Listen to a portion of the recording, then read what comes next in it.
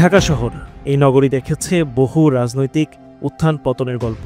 এই শহর সাক্ষী হয়েছে আন্দোলনের, সংগ্রামের, বুলেট বন্দুকের, ব্যানার পোস্টারের।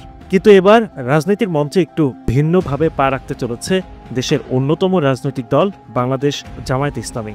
আসছে ১৯ জুলাই সোহরাওয়ার্দী উদ্যানে প্রথমবারের মতো দলীয়ভাবে তারা জাতীয় পর্যায়ে রাজনৈতিক সমাবেশ করতে যাচ্ছে।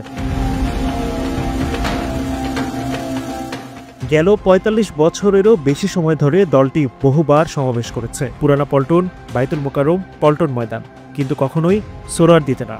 এমনকি স্বাধীনতার পর ১৯৮০ সালে বায়তুল মোকাররমের সামনে তাদের প্রথম বড় জনসমাবেশ হয়, কিন্তু সোহরাওয়ার্দী উদ্যান তা যেন বরাবরই ছিল দূরের স্বপ্ন। এবার সেই স্বপ্নই বাস্তব হতে যাচ্ছে ১৯ জুলাই। গেল বছর শেখ হাসিনা সরকারের পতনের পর বিএনপি, ইসলামী আন্দোলন, হেফাজত সবাই রাজধানীর রাস্তায় বড় বড় শোডাউন করেছে। কেউ সোহরাওয়ার্দীতে, কেউ নয়াপল্টনে, কেউ গুলিস্তান অবরোধের মধ্য দিয়ে। জামায়াত করেছিল মাত্র একটি ছোট সমাবেশ, তাও পল্টনে, কারাবন্দী নেতা এটিএম আজহারুল ইসলামের মুক্তির দাবিতে। সেই নীরবতা ভাঙতে এবার তারা মাঠে নামছে। দলটি বলছে এটাই হবে একটি টার্নিং পয়েন্ট।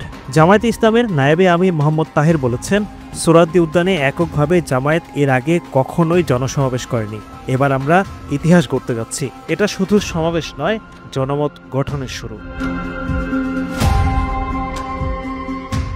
তাদের মূল দাবি নিরপেক্ষ নির্বাচন, লেভেল প্লেইং ফিল্ড তৈরি, সংখ্যানুপাতিক পদ্ধতিতে ভোট, স্থানীয় সরকার নির্বাচনের আগেই সমন্বিত রোডম্যাপ ঘোষণা। তারা চায় এই সমাবেশ হোক সেই দাবি প্রেক্ষাপট যেখান থেকে তারা আবার নতুন রাজনীতির দিকে হাঁটতে পারবে।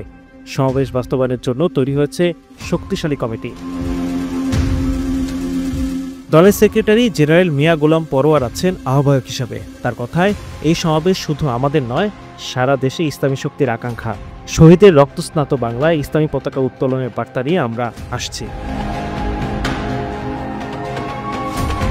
জামায়াতের পক্ষ থেকে বক্তব্যটা অনেকটা এরকম, আমরা নীরব নই, আমরা আলোচনার টেবিলেও আছি, আবার প্রয়োজনে রাজপথেও।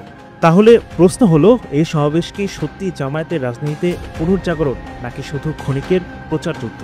প্রশ্নের উত্তর খুঁজতে দেশবাসীর চোখ থাকবে ১৯ জুলাই দুপুর ২টায় ইতিহাসের সাক্ষী হতে যাওয়া সোহরাওয়ার্দী উদ্যানে।